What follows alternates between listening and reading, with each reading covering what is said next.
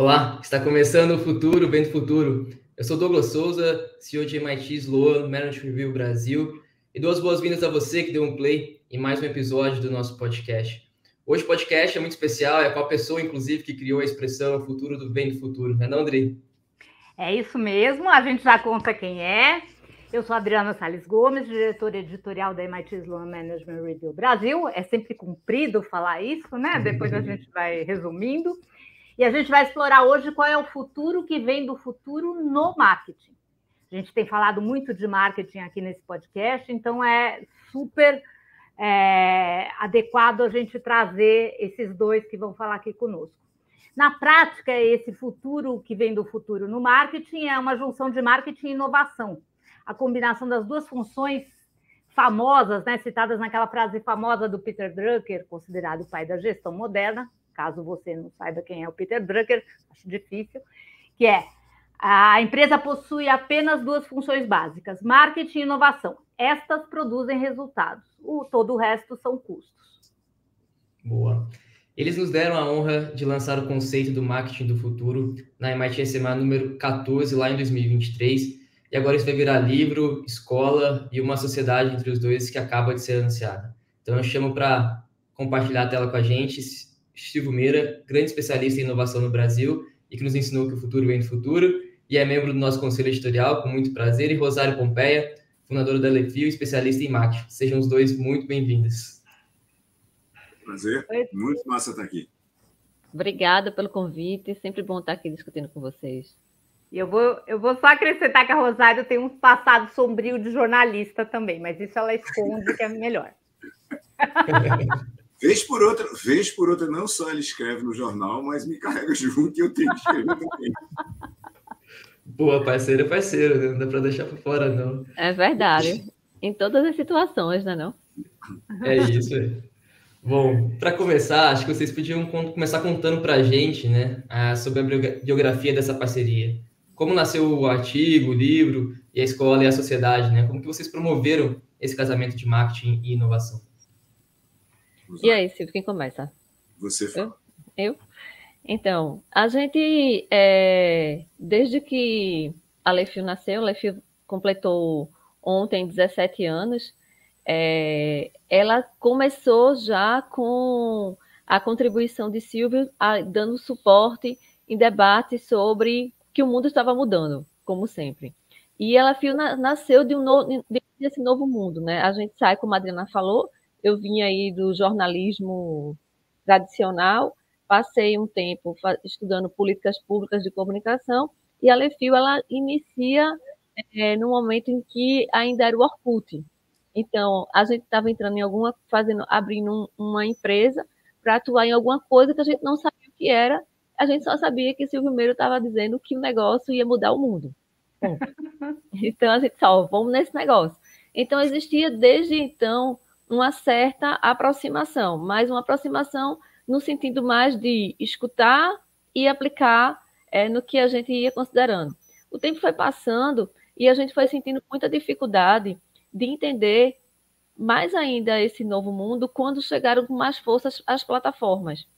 E a gente foi percebendo que o marketing precisava ter alguma mudança. Isso era um sentimento, e esse sentimento, o fato de a gente se muda para o Porto Digital, né, que é um dos parques tecnológicos aqui do Brasil, criado também aí por Silvio e outras pessoas, mas a gente chega lá, que é um ambiente de inovação. Isso fez com que a gente convivesse mais ainda nesse ambiente de inovação, com outros conceitos, com outros mindsets, e para a gente ainda foi um choque, porque a realidade é muito diferente de como a gente tinha na prática vivenciado, né? A prática mesmo, a prática de pensar em inovação aberta, a prática de contar para as pessoas que a gente tinha problema na Lefio e precisava compartilhar para fazer. Então, sempre tem aquele mindset tipo, não vamos abrir porque é concorrente. Quando a gente chega no Porto Digital, a gente percebe que o mindset é completamente diferente. As pessoas começavam a indicar umas às outras, as pessoas começavam a conversar sobre os problemas e trabalhar em conjunto. E aí a aproximação foi se fortalecendo.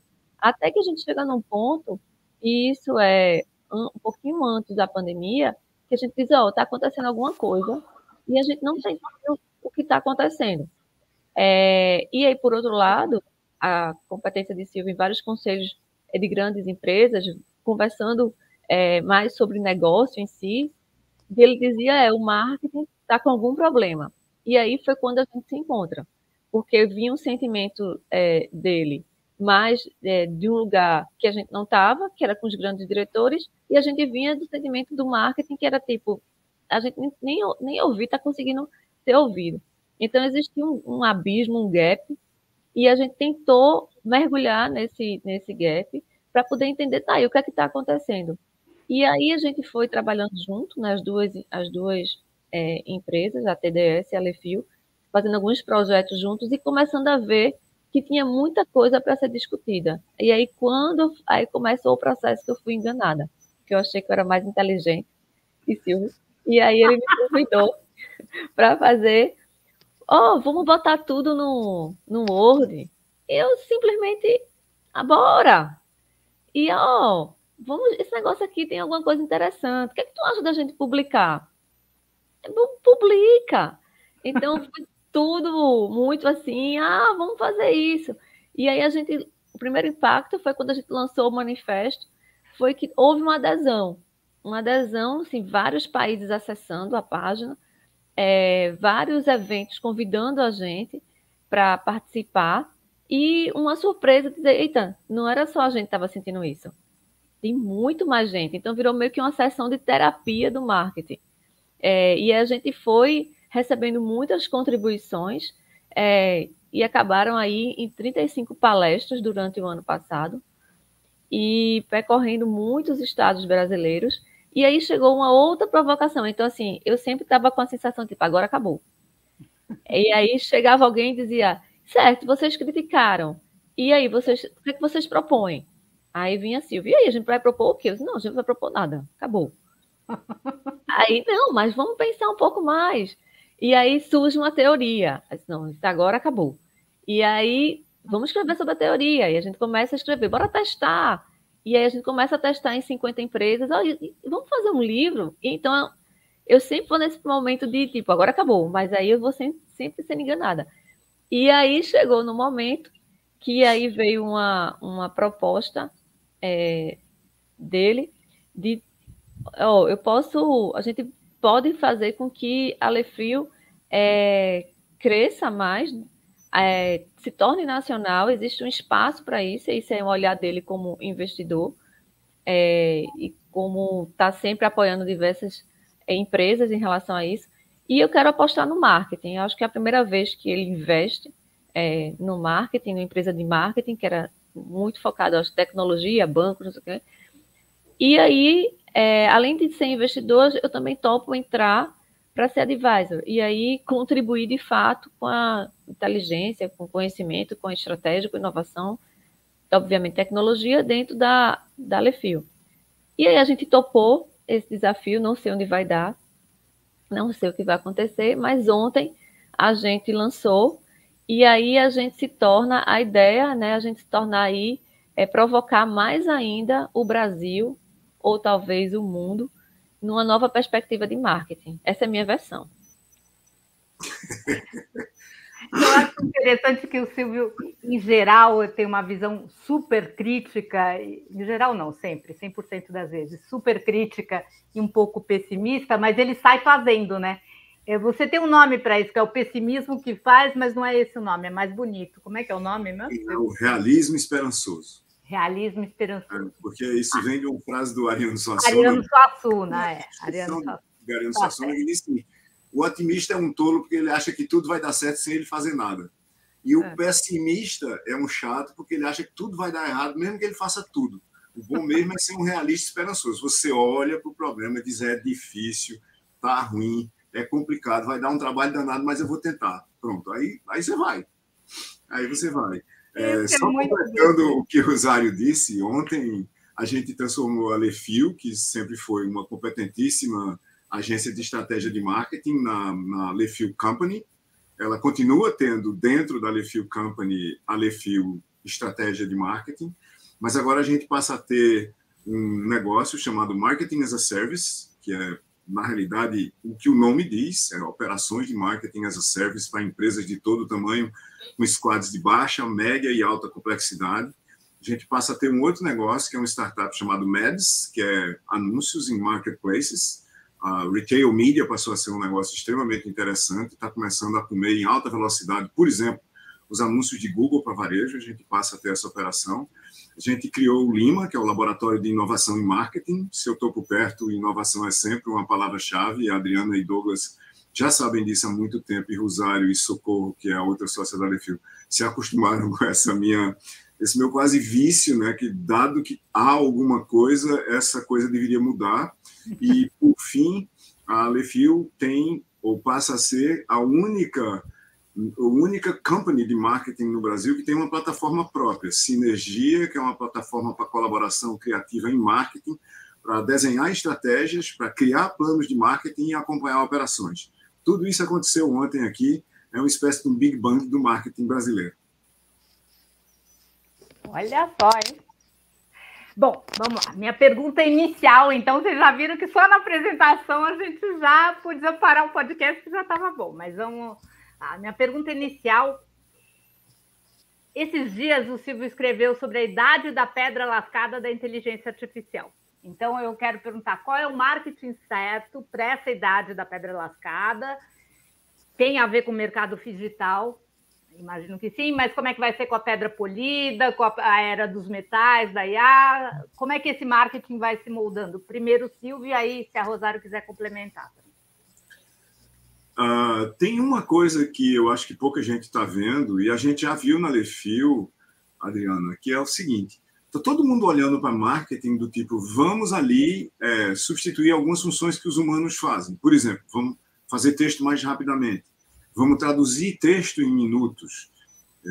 O Zaio e eu fizemos um experimento aqui esse fim de semana de traduzir os primeiros 4 capítulos do livro que nós estamos fazendo, chamado Marketing do Futuro, que é outra coisa que está no cenário, vai ser lançado ainda nesse primeiro semestre, onde a gente explica como usar a teoria AEIOU para fazer marketing em plataformas, comunidades, ecossistemas, com efeitos de rede, e usando inteligência artificial. Mas quando você olha para marketing, a simples, por exemplo, que a gente fez no livro agora, né? Pegar os primeiros 4 capítulos e traduzir num Big Bang de uma vez, com Copilot rodando dentro de Word, isso é brincadeira, isso todo mundo vai fazer. O ponto vai ser, no que é que eu posso usar inteligência artificial de forma inteligente em marketing? Eu posso usar para me ajudar a criar estratégias de marketing, eu posso criar agentes inteligentes que foram programados para entender marketing, mercados em rede, plataformas, a própria inteligência artificial nesses mercados e o marketing deles, e me ajudar a fazer estratégias. Eles podem me ajudar a fazer planos, eles podem discutir comigo as operações. Essa plataforma da Lefil pode criar agentes inteligentes, literalmente, programados para entender facetas do marketing, para discutir com os operadores de marketing dos negócios e das consultorias se as alternativas A, B e C são boas ou ruins para o marketing ou para a operação de marketing no negócio num certo contexto. Isso muda completamente o jogo, porque em vez de você substituir a inteligência e a ação humana para escrever um texto, você passa a contribuir e estender a inteligência humana para pensar. É disso que a gente está falando. É outra escala completamente diferente da parada. Mas o Rosário certamente tem visões que eu não tenho, porque eu sou muito mais do lado de tecnologia da coisa e ela vê muito mais a parte de marketing, Rosário. Silvio botou a gente no paleolítico, né? Com a IA. Exatamente. Eu acho.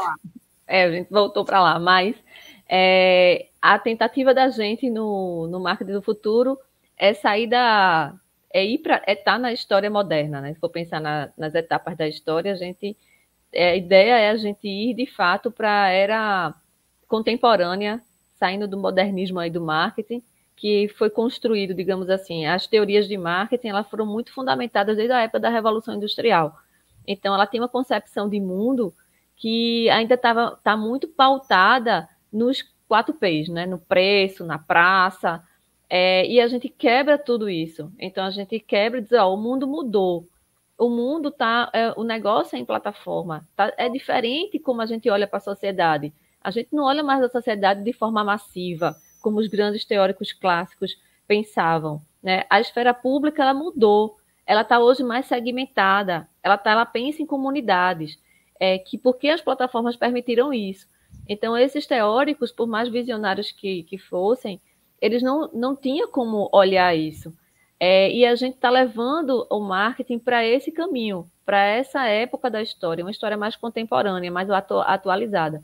Mesmo a gente estando na época da pedra lascada, na IA, mesmo assim, essa pedra lascada está proporcionando uma mudança estrondosa no marketing, levando a gente para a era contemporânea.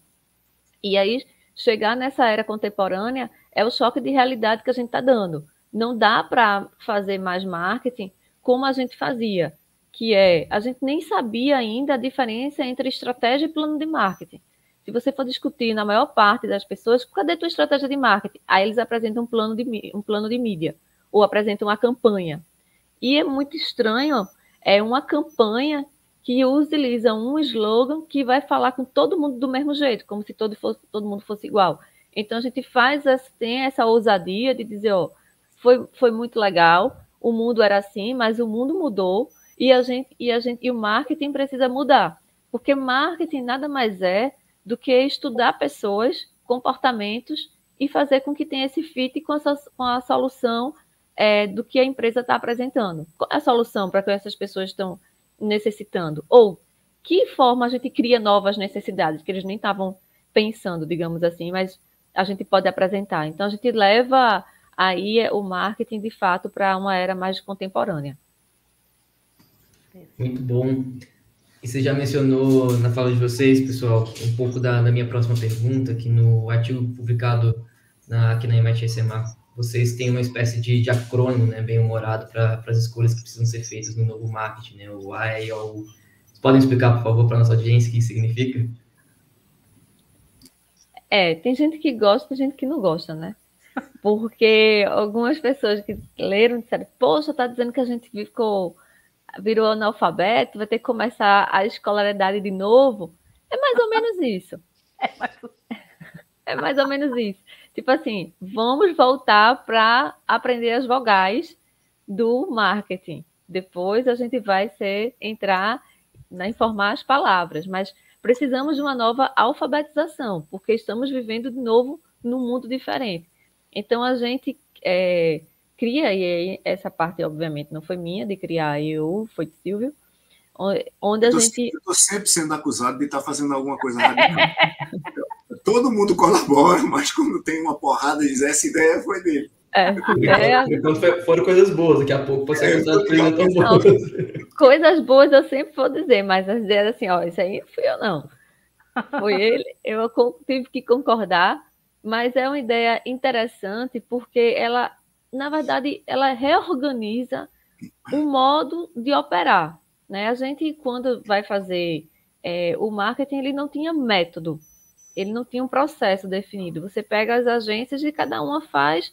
Lógico que a gente tem as teorias que fundamentavam a gente, tem que ter posicionamento, tem que ter isso, tem que ter aquilo, mas a gente não tinha um método. Então, a gente organizou, digamos assim, um método para se fazer uma estratégia de marketing. Então, primeiro, o A, você vai pensar no ambiente. Por que você vai pensar no ambiente? Porque não dá para fazer marketing se você não entende de negócio. Então, esse foi o primeiro problema que a gente tentou resolver. Você precisa entender do negócio, para que o marketing, desde o início, ele não seja um departamento de promoção. Ele já venha contribuindo na escolha do negócio e de decisões que vão ser tomadas. Então, isso já é uma novidade, que foi como é que a gente cria um ambiente para que o marketing entenda e discuta negócio. Depois você precisa ir para a estratégia. Como é a sua estratégia? E aí vem todo um ensinamento, principalmente aí de Silvio, que tem um livro do que está ali, laranja, do que é estratégia, de como se faz estratégia. E como se faz estratégia de marketing. Então, a gente reorganiza o que seria e define a estratégia do marketing. Então, tem a estratégia do negócio e a estratégia do marketing. Então, você vai sempre pensar que esse IOU, muitas vezes ele é marketing, mas ele está transformando a organização. Ele está pensando sempre no negócio. E aí você vai para a interação. O que é interação? Quais são as narrativas que a gente vai construir? Então, que interação a gente vai propor? Então, tem uma quebra aí onde a gente antes pensava em contar a história para as pessoas e a gente quer contar histórias com as pessoas. Então, isso muda o contexto. O O é como vamos operar. Como é que a gente vai operar? E operar para a gente é operar a experiência. Não existe mais o marketing de produto ou serviço. A gente opera uma experiência. E como é que a gente vai organizar essa experiência? Para depois unificar. O que é unificar? Para que isso tudo dê certo, eu preciso mudar a organização. Essa é a parte mais complexa. Ela precisa se olhar como rede. Até porque o marketing tem a ver com a ouvidoria, tem a ver com produto, tem a ver com quem está lá atendendo no call center. Enfim, como é que a gente cria esse ambiente de rede? Para depois tudo isso, a gente ter, de fato, impacto. Qual é o impacto que a gente quer com esse novo marketing? Exatamente. A gente redesenha a parada toda e redesenha a partir da base. Eu sei que você ia falar, Adriana, mas só dizer uma coisa aqui.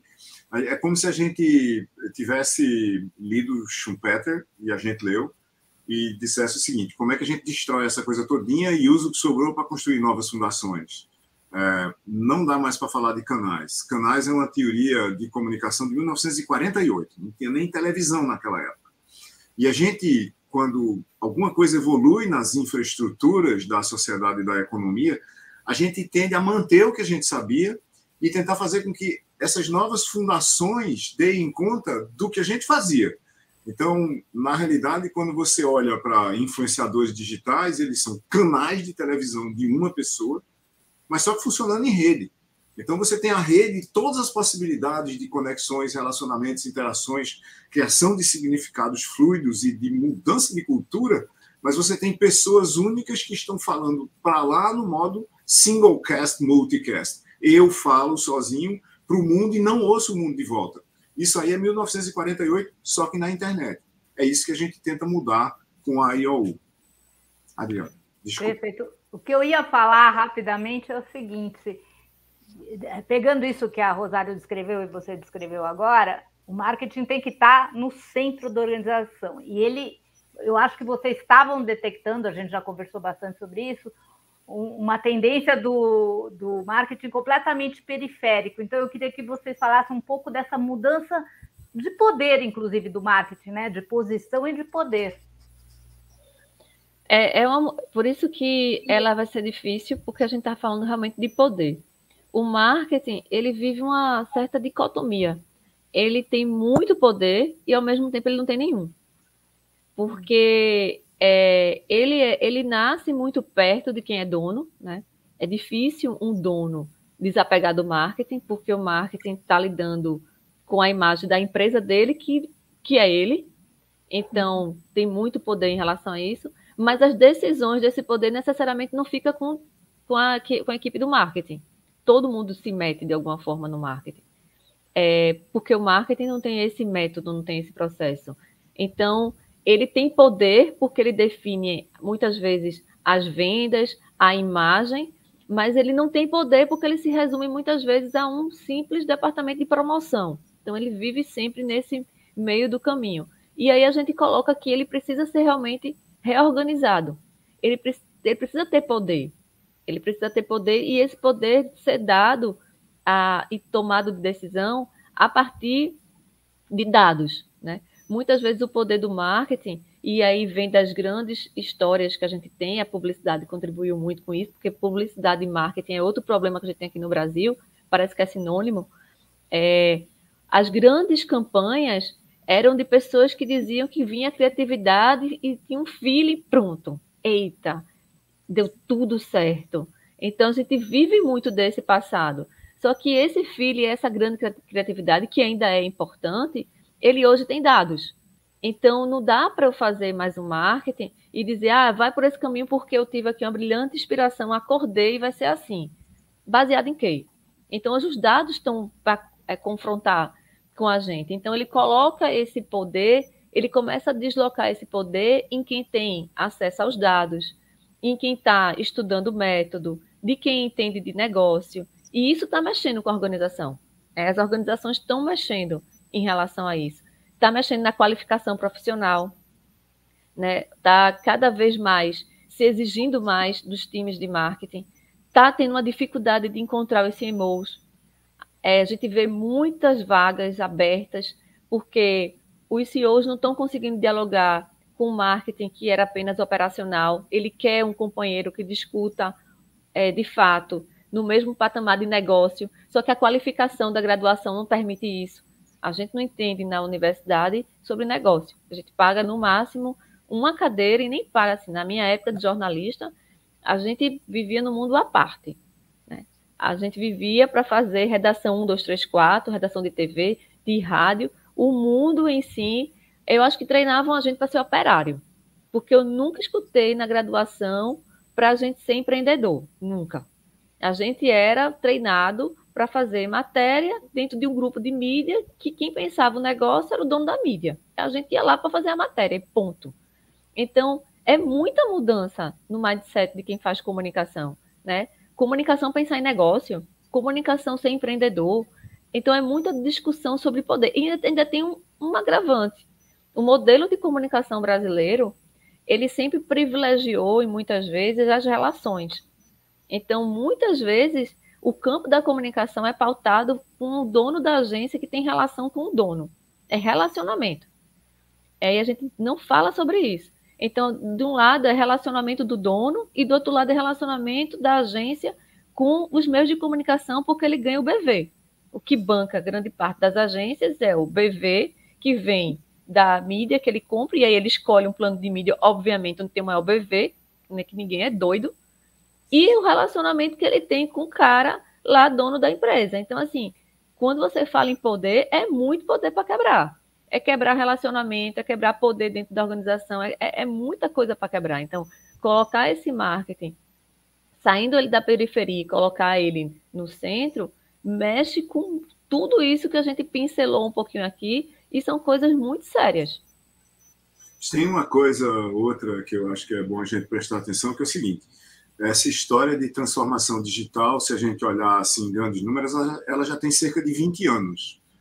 Porque aqueles 10 primeiros anos da internet a gente basicamente não conta para a transformação, porque não tinha nem banda, nem mínimo de universalização. Então, você podia dizer com quase toda certeza, sim, eu não preciso prestar atenção nisso, porque não tem gente suficiente na rede, não tem confiança, tudo é inseguro, assim por diante.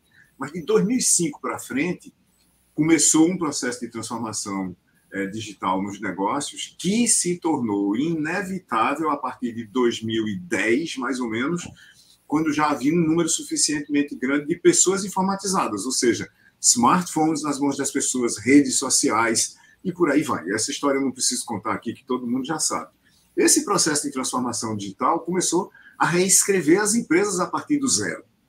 E o código das empresas, o modelo de negócio, a teoria, a estratégia do negócio, começou a ser escrita em código. Código passou a ser a empresa.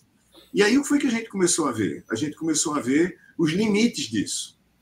Marketing deixou de entender o que era que estava acontecendo em função desse processo de transformação digital e continuou fazendo marketing, como o Rosário disse, como sempre.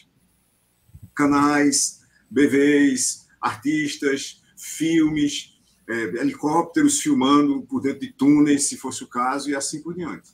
E, de repente, a turma de tecnologia começou a entender que tinha outra forma de fazer marketing. Enquanto, como o Rosário falou, o pessoal de marketing e comunicação e jornalismo estava estudando num universo provavelmente chamado Pazárgada da comunicação e da informação, tinha uma galera de tecnologia que estava tentando conectar pessoas e engajar pessoas e converter pessoas em transações. E aí você começou a ver um fenômeno assim, um pouco diferente, que é o seguinte: pessoas de tecnologia no universo de marketing, se tornando CMOs, inclusive. Pessoas de tecnologia em negócios de marketing. Está aqui um caso. Pessoas de tecnologia começando a entender marketing, que marketing tem a ver com plataformas, com comunidades, com efeitos de rede, com data, com analytics, com inteligência artificial, com intuição baseada em dados, com mecanismos que ninguém estava vendo em lugar nenhum antes do pessoal de tecnologia começar a fazer essa transformação digital. Na realidade, uma das razões, Adriana e Douglas, pelas quais eu estou aqui e estou com a Lefio e na Lefio hoje, é porque uma parte significativa da transformação digital, que é um processo de inovação, bateu no teto. E o que a gente precisa fazer é transformar o marketing agora, porque sem transformar marketing, olhando para os 2 ecossistemas que a Adriana falou no começo, os ecossistemas de negócios, na realidade, são um ecossistema de inovação que vinha sendo transformado a partir do digital, e o ecossistema de marketing, que estava parado em 1948. O que a gente precisa fazer é trazê-lo para 2025. É isso que a gente vai fazer e está fazendo já na Alefio. Mas eu tenho curiosidade de saber como é que os CMOs estão recebendo esse chamado de vocês. Vocês até já me falaram que tem casos de empresas em que o CMO não participa das reuniões decisivas sobre a área deles, né? O que é uma aberração em si, se a gente pensar assim. Então, eu queria que vocês contassem um pouco como é que eles estão... 2 coisas, como é que eles estão recebendo, como é que, né, o marketing do presente está olhando para o marketing do futuro, e a outra coisa, que empresas, vocês falaram em 50 empresas que vocês estão aplicando esses conceitos de marketing do futuro, então seria legal vocês contarem um pouquinho como é que está indo isso, porque é um laboratório, um experimento também, né? Então, como é que está indo? Tá. A gente tem diversos perfis, digamos assim, em relação aos CMOs, né? Tem um perfil que isso não é para mim, é a negação, isso é muita viagem, é a primeira desqualificação que acontece. Tá vendo que isso não vai mudar? Deixa isso quieto, bora continuar fazendo o que era antes.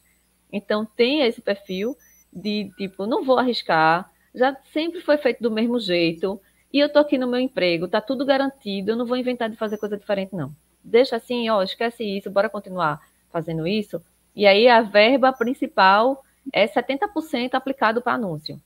E pronto. E eles não querem líder, então tem esse perfil. Tem um outro perfil que tem uma parte boa desse perfil, que é tipo, queria entender um pouco mais. E queria tentar fazer num pedacinho pequeno aqui, deixa o resto fazendo do jeito que está, vamos fazer um pedacinho pequeno para ver se dá certo. Então, tem esse perfil. De tentar arriscar. Só que esse perfil, ele se garante muito que, quando o processo começa, não vai atingir ele enquanto profissional, né? Porque, às vezes, dá uma sensação para ele que está sendo avaliado o trabalho dele. Porque qual é a história? Se eu sou CMO, quem devia fazer a estratégia sou eu, não a consultoria.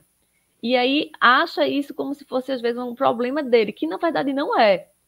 A gente está lá, então tem esse perfil que vai dizer assim, eu realmente não sei o que caminho vai chegar, eu quero ir junto.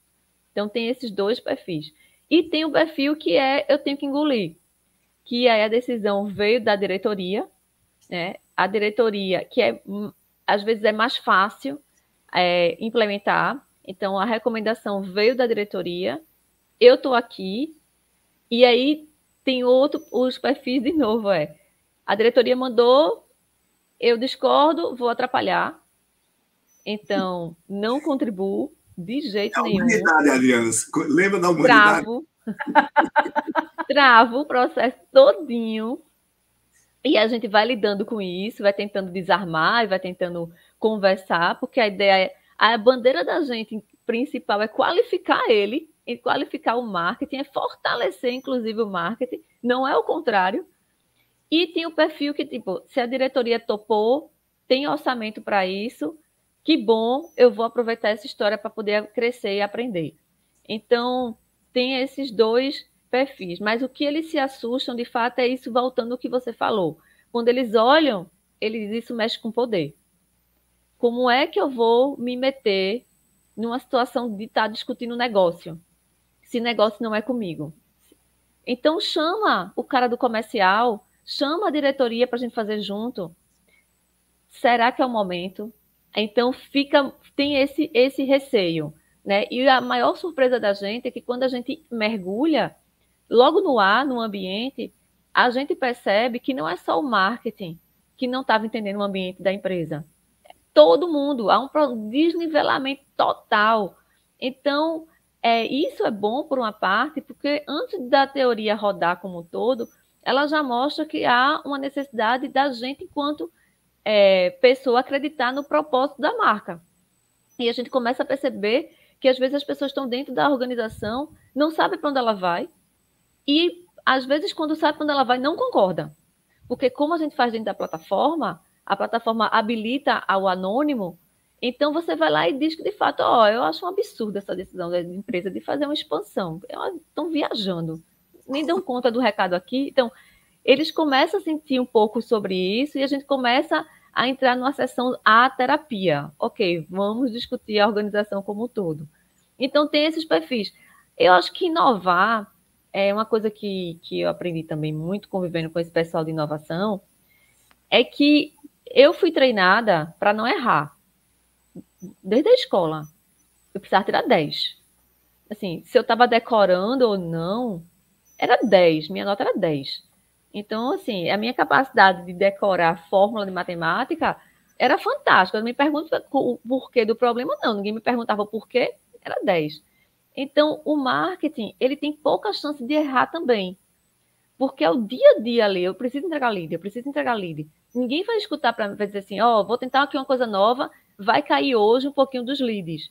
Não, não pode cair um pouquinho, porque eu tenho uma meta de entregar 2.000 leads hoje e amanhã 2.050, senão não vai fechar a minha conta. Então, o espaço do erro, ele quase não existe. Como é que eu vou errar uma matéria? Não tem como errar uma matéria, eu tenho que fazer a matéria. Se eu tiver, o pior dos jornalistas que a gente sabe daqui é o danado do direito de resposta. É horrível ter que assumir erramos. A gente não gosta. Não, a gente não gosta. Erramos, tá aqui, era assim, foi assado. Então, a gente não é assim, não tem isso. E quando eu cheguei para conviver com esse pessoal de inovação, é muito estranho, porque tudo para eles é aprendizado. Como assim aprendizado? Não, você pode errar. Você pode fazer diferente. Então, isso mexe ainda comigo, né? E com a gente. Assim, bora tentar, mas deixa um pouquinho aqui fazendo antigamente. Vamos tentar aqui uns 10% no máximo. Então, é muita mudança. A inovação é muito nova para o time de marketing. É muito novo isso. Isso é verdade. E não é trivial. As pessoas têm... Veja, o problema que a gente enfrenta, Adriana, com essa ideia toda do marketing do futuro e que está nos levando a escrever um livro sobre isso, é que as pessoas chegam e dizem, tá certo, vocês estão propondo essa história e tal, me dê aí 250 páginas para eu ler sobre essa história, para eu ver se eu acredito no detalhe. Como é que faz? Como é que eu faço uma estratégia de marketing? Como é que eu faço um plano de marketing? Como é que eu crio uma operação para fazer isso? Onde é que está o material sobre efeitos de rede? E aí tem um conjunto de problemas não trivial. A gente sabe que coisas como Facebook, Instagram, o próprio marketplace da Amazon, do Magazine Luiza e tantos outros, parcialmente, se não totalmente, montado em cima de plataformas, comunidades, ecossistemas e efeitos de rede. Cadê os livros que dizem, por exemplo, efeitos de rede 101, né? Aquele tipo de... o primeiro curso de efeitos de rede. Esse livro simplesmente não existe. Ele não está em lugar nenhum. Para quem quiser saber, em silvio.meira.com tem uma série sobre efeitos de rede no meu blog, com 16 capítulos já, que é um livro que eu estou co-escrevendo com o André Neves, cientista associado da TDS, mas não tem um livro desse em lugar nenhum. E deixa eu fazer um parênteses. Tem um artigo da MIT Azemar sobre esse assunto e nós entrevistamos a sua inteligência artificial sobre efeitos de rede. Exatamente. Networker, na newsletter. Exatamente. A gente na TDS tem um agente inteligente que fala só sobre efeito de rede. Dado esse problema, dado o que é que eu quero resolver nele, que não precisa ser o problema todo, que efeito de rede que eu uso?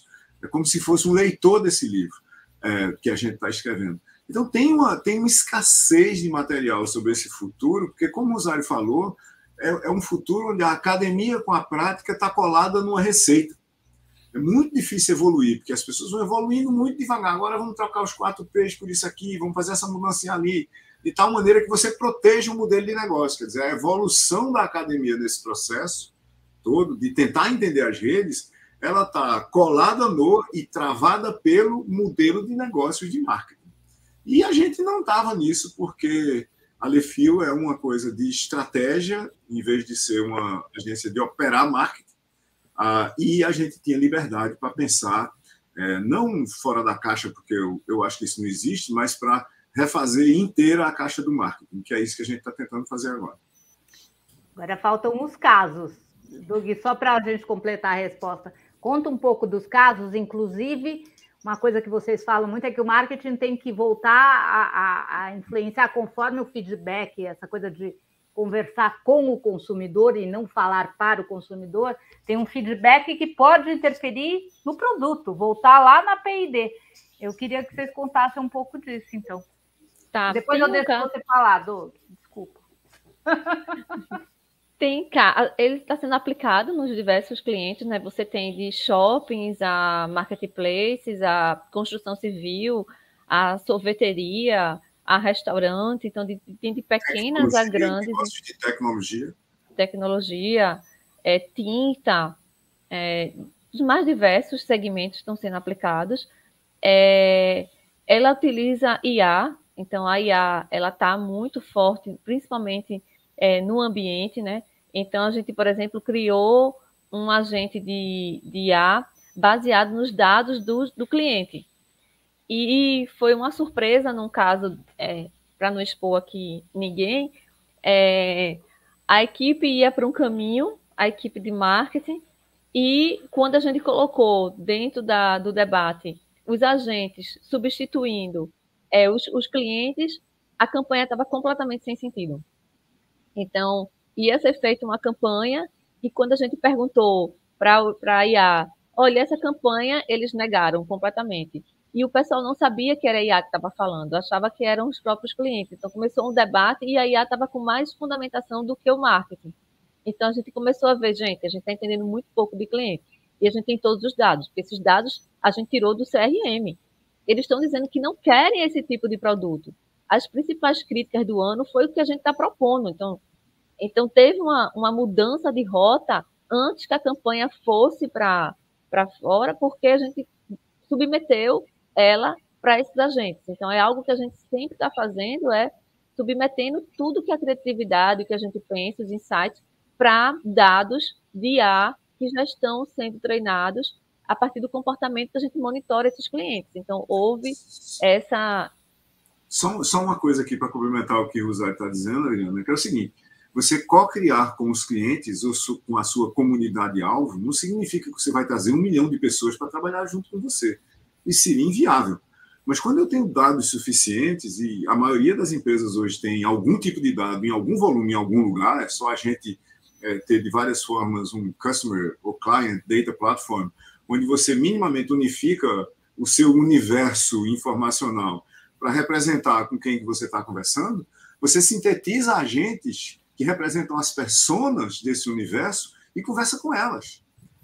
E isso é uma outra mágica que é habilitada por grandes modelos linguísticos hoje, que é como é que eu elaboro agentes inteligentes a partir dos dados que eu tenho sobre o meu universo de interação e como é que eu faço com que essas personas conversem comigo sobre as demandas do universo.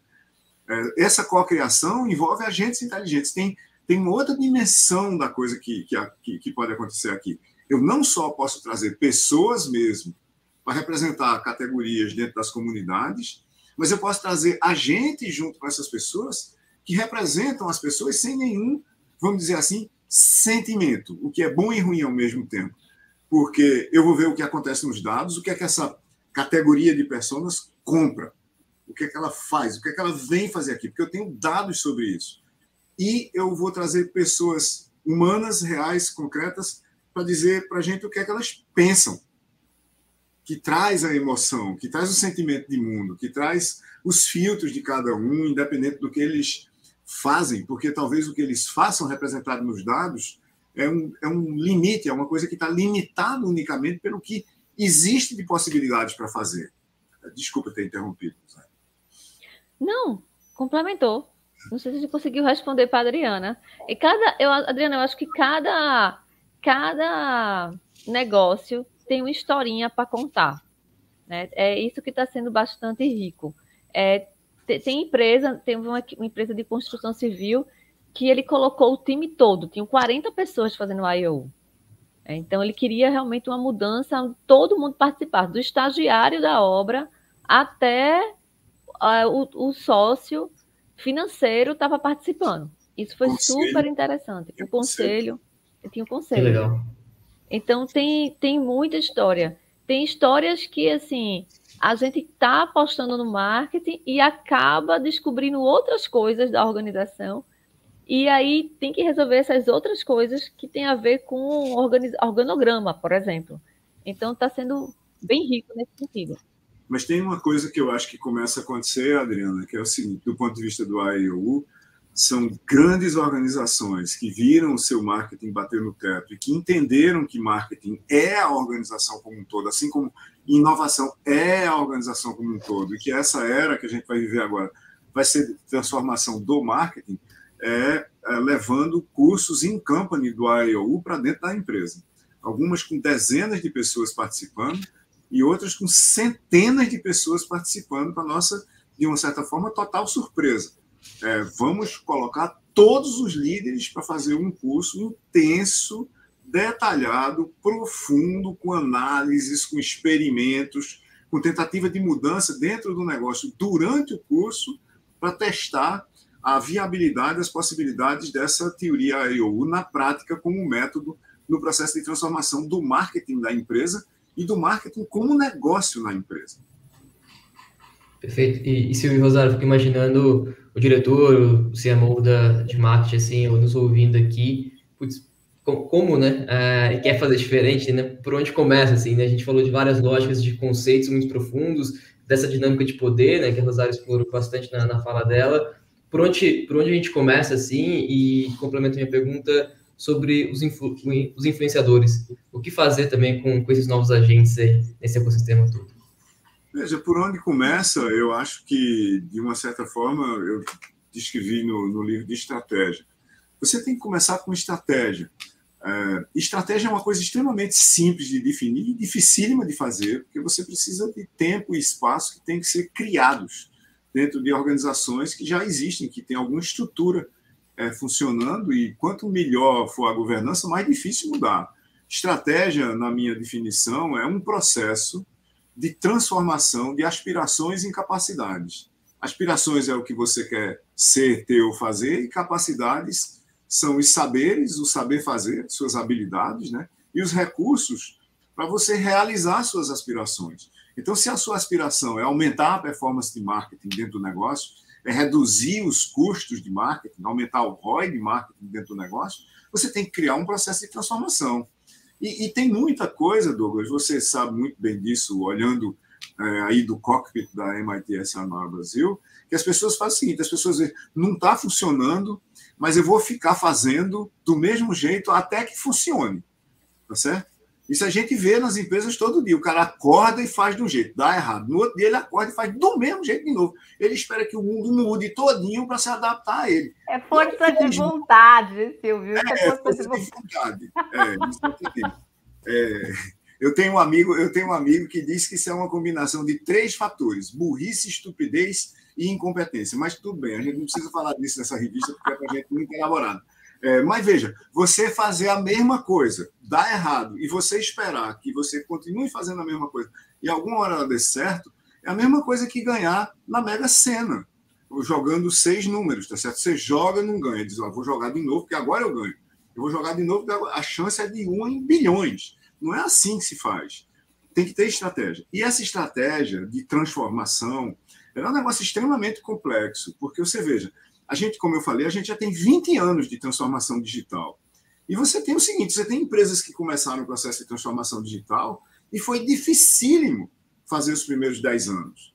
Mas acontece que esse é um processo que numa empresa que tem 50, que tem 70, que tem 40 anos, ele dura 20 anos, porque você tem que trocar a empresa inteira. Você tem que trocar as cabeças da empresa inteira. Então, você chega no meio do processo, quando você destruiu o passado, aí você diz, não, está muito difícil, eu vou desistir. Você destruiu o passado, mas você não construiu o futuro ainda. Não é? Aí tem um autor bem conhecido dessa revista aqui, né, fundado, aliás, quase que por causa dele, chamado Joseph Schumpeter, que diz que o mundo passa por uma contínua destruição criativa. A parte de destruir é muito fácil de fazer. As pessoas vão lá e trabalham 10 anos e destroem. A parte de construção são mais 10.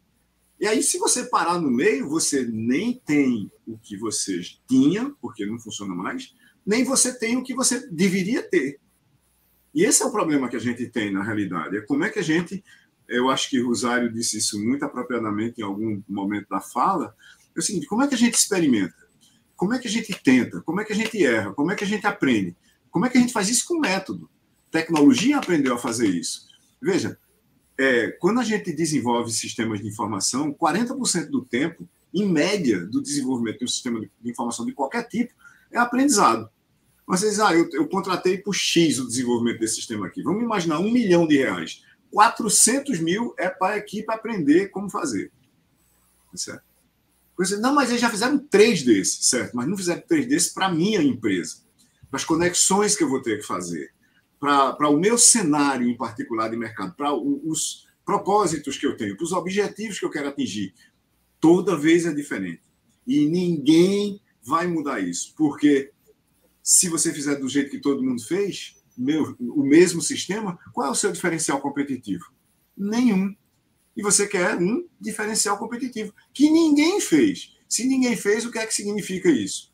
Que vão errar. É o que Rosário estava dizendo. Você vai fazer a primeira prova e vai tirar 3. Aí vai fazer a segunda e vai tirar 4,5. Lá para a 8ª prova, você está em 6,9 e ainda não passou.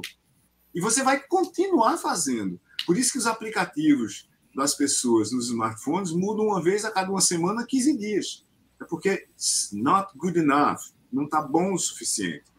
E a gente vai ter que aprender a fazer isso em marketing. As empresas vão ter que aprender a fazer isso em marketing, porque em vez de fazer um filme fantástico e passar na TV e ele não converter ninguém, a gente quer converter pessoas em plataformas, comunidades e ecossistemas usando efeitos de rede e mecanismos de criação de narrativas fantásticas e experiências mágicas. É isso que vai dar retorno em marketing. Matador. Rosário, não quer complementar? Eu acho que faltou a palavra digital na nossa conversa. Tem uma questão central aí que é o digital. Queria aproveitar e pedir para a Rosário explicar. Esse conceito é difícil para a gente também, né? Porque a gente aprendeu que o on era concorrente do off. E quando a gente vai fazer o plano de marketing, era tipo assim, o que vai para a mídia on e o que vai para a mídia off. Elas nasceram como se fossem inimigas, né? Era confusão em relação a isso. E tudo tem a ver, de novo, com o modelo de negócio, né? Porque se você for pensar, se você for investir no off, a bonificação nem se compara com o Google, não dá nenhuma bonificação para você. Você está lá porque é o jeito. Então, esse conceito digital ou digital, depende de quem fala. Estou dizendo isso porque toda vez que me corrigem, e eu não sei mais. Toda vez ele diz: não é esse, não, é outro. Tá. Mas é difícil para a gente materializar isso, né? Como é que a gente organiza? E aí a confusão no dia a dia eu tenho agência de publicidade que é off, eu tenho agência de publicidade que é on, eu tenho agência de promoção que faz o relacionamento, aí eu tenho assessoria de imprensa que faz o PR, e, certo, como é que se torna digital? Aí tem que botar, aí vem a estratégia. Então, a estratégia é que vai unificar, de fato, o que é uma experiência digital, que é a força de quem escolhe se vai ser online ou se vai ser offline, não sou eu marca mais, é o cliente. Agora, eu tenho que estar preparado nessas três dimensões para poder mudar isso, né? E aí, pegando aí um pouco mais sobre esse conceito, eu acho que o erro clássico foi a tradução para o Brasil de 2 coisas. Primeiro, a gente não entendeu que o digital era uma revolução e que ia mudar comportamento. A gente achava que era uma mídia, né? E como sendo uma mídia, a gente não consegue entender o que é dimensão. A gente acha que é canal. E a gente está vendo que ela mudou vida, muda comportamento, muda até questões psicológicas. A gente poderia entrar aqui para falar de como está afetando hoje adolescentes e crianças. Então, a gente não conseguiu, ainda a gente está tentando entender o que é esse digital. E um outro ponto é que a gente não entende o conceito de dimensão. Fica confuso para a gente. Entender de fluxo. O que é fluxo? Ou seja, como assim a gente vai poder falar uma coisa e vai escutar o cliente e vai mudar o que a gente está dizendo? Eu lembro lá no início das redes sociais, não sei se vocês lembram, lá no início mesmo, que começaram a falar das empresas, começaram a falar mal. E as empresas ficavam desesperadas. Apaga o post. A gente não tem como apagar. Tá no negócio do cara. Até hoje. Pois é, chama o jurídico. Mas ele não tem o que fazer. Então, assim, é muito difícil ainda para a gente praticar o digital, né? Como é isso? Como é que eu vou numa loja, atendo a pessoa e a pessoa diz na minha cara, tá bom, vou no site que é mais barato. Tchau, valeu. Isso significa basicamente que não há canais. A loja não é um canal. A loja está na dimensão física do espaço. E a pessoa está na sua loja, com o smartphone dela, olhando para a dimensão digital do espaço e olhando o preço do mesmo produto na dimensão digital do espaço. Mas ela não só está fazendo isso. Ela está falando com 500 pessoas de algum grupo dela, na dimensão social do espaço, dizendo não comprem na loja, porque no digital, na dimensão digital do espaço, está mais barato e é o mesmo produto e é o mesmo prazo de entrega. Quando você, de uma forma assim, sem noção, segmenta o universo nesses canais físico, digital e social, e ainda por cima diz, mas nas redes sociais nós temos vários canais. Nós temos TikTok, nós temos Instagram, e cada canal desse é tratado do jeito. Por trás desses, aspas, canais, que não são, eles são fluxos, um fluxo no TikTok, um fluxo no Instagram, um fluxo no Facebook, um fluxo no LinkedIn, tem a mesma pessoa. Isso já está aparente há muito tempo. Tem um estudo da Salesforce, se eu não me engano, de 2018, do fim de 2018, antes da pandemia, que já mostrava o seguinte: o comprador B2B brasileiro ele é mais exigente do que ele mesmo como B2C. A mesma pessoa. Por quê? Porque como B2C eu vou ali e compro, sei lá, 3 garrafas de vinho e espero que chegue na minha casa. Como B2B, eu compro um caminhão-tanque de 45 mil litros de gasolina de aviação. O vinho, eu vejo ele vindo para a minha casa, saiu do armazém, o caminhão-tanque eu faço a transação e fica ao Deus dará. Alguma hora ele chega no aeroporto. E esse caso é real. Eu tive essa conversa com alguém, disse, como é que eu consigo acompanhar 3 garrafas de um líquido vindo para a minha casa, que custaram 200 e poucos reais, e não consigo acompanhar um tanque de 45 mil litros, que custou mais de 200 mil reais, que está vindo para o meu aeroporto. E a mesma pessoa. Não são canais diferentes. A gente está vendo também uma fusão, uma integração de todas as formas de e-commerce. B2B, B2B2C, C2M, VISC. Tudo isso está virando uma única coisa. Como é que a pessoa que está do lado de lá, seja como empresa, como pessoa física, como representante de um grupo que está comprando em massa alguma coisa, como é que ela é atendida como se ela fosse o único ser humano no universo. Esse é que é o ponto. Essa é que é a mágica do marketing. Mercados de uma pessoa. Muito bom, gente. A gente está chegando aqui no final da nossa conversa, mas antes de terminar, a gente tem um bloco aqui que a gente chama que é um bloco de insights extra management, né? Que a gente pede indicações e sugestões de vocês, que obviamente não tem nada a ver com o marketing futuro, mas no fundo tem a ver também, né? Que a gente tá falando aqui. E aí tem alguns pontos de indicação, de recomendação que a gente vai pedir para vocês aqui. Pode ser? Vamos lá? Vamos. Bora. Então a gente sempre começa com um livro. Pode sempre começar a Rosário primeiro, depois eu passo para o Silvio, vai. Pra gente organizar aqui. Um livro? Eita, um livro. Eita, eu vou pegar esse aqui, que eu acabei de... Tá bem na minha frente aqui. É o prêmio de 10 trilhões de dólares. Esse livro ele é focado em entender a mudança de comportamento de consumo da China e da Índia. E aí ele faz uma análise de mudança da cultura, obviamente, da gente com eles, e o que é que aconteceu para que... porque eles estão no estágio que eles estão, e o que é que mudou no comportamento de consumo. Eu acho que para quem estuda marketing, estudar consumo é bem interessante. Bom. Minha sugestão é o meu livro mesmo. Quem não lê, eu leio. Eu não tenho um livro.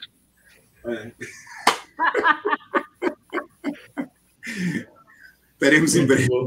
Por enquanto, a minha sugestão é esse livro aqui, o que é estratégia, está nas melhores casas do ramo, Ele é um livro bem diferente, ele é escrito assim, ó, ele é um livro de aforismos numerados. Que legal. Provavelmente ninguém nunca leu um livro. Quem nunca leu Wittgenstein nunca leu um livro parecido com esse, muito menos para estratégia. E ele foi escrito para comemorar os 100 anos de um dos livros mais fantásticos que já foram escritos, que é o Tratado Lógico-Filosófico do Ludwig Wittgenstein. Ele é uma forma simples e fácil de entender o que é estratégia. Deixa eu fazer uma parte. Eu li o livro, é ótimo, mas ele é um livro de um coder. Você vai entendendo estratégia como você entende um algoritmo. É importante isso. Ele dá uma quebrada no jeito que você pensa sobre essas coisas. E deixa eu só mais uma parte que eu me lembrei nessa nossa conversa toda. Um tempo atrás, a gente deu um artigo de um pesquisador dizendo que toda a estratégia do Michael Porter, que já não é o caso, enfim, mas só para eu trazer, na época ele estava em alta, tinha a ver, era no fundo uma espécie de plágio do Al Ries e do Jack Trout falando de diferenciação. Eu adoraria saber, vocês acham isso? Vocês dois? Deixa a Rosário falar, que ela acabou de escrever um parágrafo do livro da gente sobre marketing ontem, exatamente sobre isso. Então é melhor ela dizer, porque eu não tenho autoridade suficiente para fazer Não, ele jogou, porque eu não gosto de ficar falando mal sobre isso, não. Veja, eu vou entrar nessa confusão. Rosário é contra responder esse tipo de pergunta, mas ela vai falar alguma coisa. Não, eu sou completamente... Eu acho o seguinte, eu vou dar uma ensaboada. Eu acho que eu acho complicado esse negócio de tipo, não sei quem se inspirou em não sei quem, quando não sei quem não diz que se inspirou em não sei quem. E a gente acha que foi inspiração. Até que o teórico diga, não, eu fiz isso porque eu me inspirei nele. Ou sou contra ele. Eu acho que as coisas vão evoluindo. E aí, quem vai fazendo depois, obviamente, vai refletir no mundo que o outro não conseguiu acompanhar. Então, eu vejo mais como uma evolução, né? Eu acho que até hoje, os conceitos, por exemplo, de Porter, eles são muito utilizados por todo mundo, né? Eles inspiram muita gente. E eles são ressignificados, né? Então, eu sou muito defensora dos clássicos. Então, eu sempre acho que eles sempre vão estar em alta, para mim. Então, eu tenho uma resistência a não usá-los, porque eu acho que eles eles são fonte de inspiração. Eu estou falando isso também pensando no livro da gente, por exemplo, a Escola de Frankfurt. Ela, para mim, ainda é referência hoje sobre a teoria crítica da comunicação. Lógico que na sua devida proporção. Então, assim, mas serve como inspiração, né? Eles se inspiraram para dizer, no mundo não é assim, a gente tem que ser crítico. A mensagem tem um porquê estar lá. Então, eu sempre acho... Tem uma forma sutil de Rosário fazer isso, Adriana e Douglas, que é o seguinte, nesse livro de marketing que a gente está escrevendo, alguma hora eu estava relendo um livro e tinha um parágrafo lá sobre a Escola de Frankfurt, que, aliás, esse ano completa exatamente 100 anos, né? Completa 100 anos. E não tem nada acontecendo no Brasil sobre isso. Então, ela... Não, calma, que vai ter. É o lançamento do livro. Num certo lugar do livro, ela bota um parágrafo lá, dizendo, em 1924, aí eu fiquei olhando, por que esse parágrafo está aqui? Aí são os clássicos. Aí eu reli o capítulo inteiro e digo, rapaz, aqui no meio desse negócio tem uma história com o Walter Benjamin. E aí eu escrevi um pedaço, mostrei para ela, ela disse, você percebeu. Porque estava aquele parágrafo subversivo. Que era easter egg da Rosário. Não, um parágrafo subversivo, que eu estava aqui olhando a tela, a gente escreve dentro da mesma plataforma, aí apareceu o parágrafo, eu digo, poxa, o que esse parágrafo está fazendo aqui? Era exatamente isso, era me chamando a atenção que a gente devia falar de Benjamin e da Escola de Frankfurt nesse negócio. Mas a gente só não cita Platão porque, sei lá... Mas veio uma outra dica aí, Doug. Os clássicos, você viu que já juntou aqui com as dicas de livro. Exato. Sim, os clássicos eu acho que todo mundo tem que voltar a ler. Muito bom. Rosário, abriu uma prerrogativa aqui no próximo episódio. Você pode fazer, você está aberto para fazer uma pergunta para o Silvio também, tá? Para deixar ele também para responder uma pergunta sua. Depois dessa bate-bola aí. Vamos lá, avançando aqui, gente. Um filme ou uma série que vocês se recomendariam? Vou descontar. Eu tenho uma série para indicar, mas eu vou descontar. Vou passar essa bola aí para ele. A Adriana já sabe dessa lenda, mas o que acontece é o seguinte, eu não vejo nem filmes, nem séries que não tenham mais de 25 anos. Então, se não resistir aos 25 anos de teste do tempo para continuar relevante, eu simplesmente não vejo. E uma coisa que eu tenho revisto sistematicamente, assim, tipo, uma vez por mês, nos últimos tempos, é Blade Runner. Eu continuo achando que Blade Runner é um dos maiores filmes da história, em qualquer categoria que você inserir. É uma obra absolutamente mágica e tem tanta coisa lá para a gente ver. E uma das coisas que cada vez que eu vejo de novo que me impressiona é aquele camelô que vende óleos. Você tem uma espécie de uma 25 de março e você tem um cara que vende óleos inteiros que implanta em você no meio da rua, no camelódromo. Nós estamos às vésperas de uma revolução que envolve DNA e a programabilidade dos corpos. Para mim, esse negócio de inteligência artificial ele é quase passado já, porque uma das consequências que vai ter da gente analisar grandes, gigantescos volumes de dados, trilhões de information bits, né, de pedaços de informação, a gente, enfim, começar a tratar o código que realmente interessa, que é o código da vida. E Blade Runner me traz isso toda vez que eu vejo. Muito bom. Mas eu tenho uma série, tá? Vamos lá, Rosário. Veja como é complementar. Eu assisto série todos os dias, quando eu posso. E tenho minha lista. E filmes também, todos os filmes do Oscar, eu tenho essa... Legal. Vou assistir, eu gosto. E tem uma série que eu estava falando para a Adriana que eu fiquei incomodada e eu acho que vale a pena a gente passar por ela, que é Posso Te Contar um Segredo, que está na Netflix. E tem tudo a ver com o que a gente está vivendo hoje. É um stalker que ele, obviamente, segue mulheres e ele sabe sobre a vida delas, porque elas têm uma questão que elas se expõem muito nas redes sociais. Né? Não estou dizendo que é errado, não é certo, mas elas têm isso e isso permite uma facilidade para você conhecer mais sobre elas, né? Obviamente o perfil, quem são as pessoas, quem são os amigos, o que ela frequenta, o que ela faz. E ele usa isso, e obviamente ele usa aí a tecnologia, que eu não sei como, ele usa isso para acabar com a vida delas. O prazer deles é acabar com a vida dessas mulheres. Então ele acaba namoro, ele acaba emprego, ele acaba autoestima, e essas mulheres vão pedir ajuda à polícia, e no primeiro episódio, a polícia não sabe como agir, não sabe o que fazer e não considera isso, a violência psicológica, como um crime, como algo de risco total. Então, essa série discute a exposição, até onde a gente aguenta essa exposição, até onde a gente aguenta uma pessoa falando com a gente que sabe um segredo que é nosso, e que a gente nem tem esse segredo, mas a gente se sente incomodada, vem a manipulação, e como a gente está se expondo, e como é que a polícia lida hoje com isso. Esse cara foi preso, isso é uma história real, ele foi preso, né? Foi numa cidadezinha, acho que lá na Inglaterra, e ele recebeu a sentença mais longa da história do Reino Unido por crime de perseguição na internet, né? Foi em 2022 que isso aconteceu. Então, acho que vale a pena para a gente refletir um pouco sobre o mundo digital. Boa. Rosário, Silvio, queria agradecer em nome da MIT SMA Brasil pelo tempo, pela disponibilidade de vocês. Super obrigado por tantos insights, por compartilhar, e o tempo de vocês também estar aqui com a gente, viu? Um grande prazer. Eu agradeço bastante. Eu adoro conversar com vocês. E eu passaria aqui o dia todinho conversando sobre marketing, sobre cinema. Eu também. Eu tenho mais 59 mil perguntas para fazer, mas não dá. A gente vai voltar a conversar. Vamos fazer uma série. Rosário gosta de série. Tu faz uma série com ela. Vocês duas aí. Faz uma série. Tá tirando da reta já. A gente não te libera assim tão fácil. Eu quero falar... Vou fazer a merchan aqui, uma merchan que é a da newsletter, da Extended.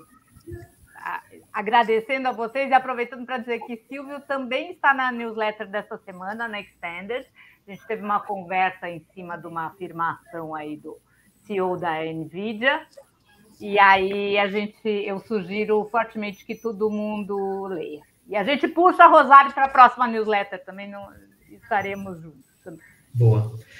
Nosso agradecimento, então, a Rosário, Silvia, Adriana e a você que nos acompanhou nesse episódio. Vocês podem acompanhar outros episódios dessa nova temporada de O Futuro Vem do Futuro nos canais MIT Sloan Nashville Brasil no YouTube e no Spotify e no nosso canal na editoria de podcast. O link vai estar aqui na descrição. Mais uma vez, obrigado e até a próxima, gente.